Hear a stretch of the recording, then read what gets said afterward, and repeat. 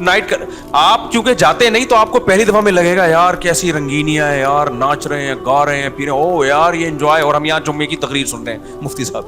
اصل انجوائے تو وہ کر رہے ہیں, وہ تھوڑی دیر کا انجوائے کر رہا ہے, اور اگلی دفعہ میں اس کو یہ مزہ نہیں آئے گا جو پہلی دفعہ میں آیا. تیسری دفعہ میں بور ہو جائے گا, بولے کیا ہے یار وہی گانا, صحیح ہے نا, کوئی نیا لے کر آؤ. اب مائیکل جیکسن کتنے گانے روزانہ لے کر آئے بھائی, کتنی چیزیں لائے گا, اتنے گانے تھوڑی بنتے ہیں روز.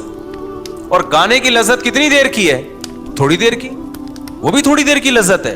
اسی لیے قرآن نے کیا کہا ہے, من اعرض عن ذکری, جو میری یاد سے اعراض کرے گا تو سب سے پہلا عذاب تو دنیا میں آئے گا. فإن له معیشۃ ضنکا, اللہ کہتے ہیں اس کی زندگی کو تنگ کر دوں گا میں.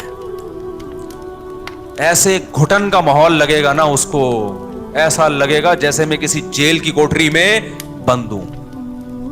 خوشیاں صرف اہل اللہ کے پاس ہوتی ہیں, اچھی لائف, خوشیوں والی لائف صرف اللہ والوں کی ہوتی ہے, باقی سب برباد ہے میرے بھائی. منجن ہے منجن, سمجھ رہے ہو, خوشی کے نام پہ کیا بک رہا ہے.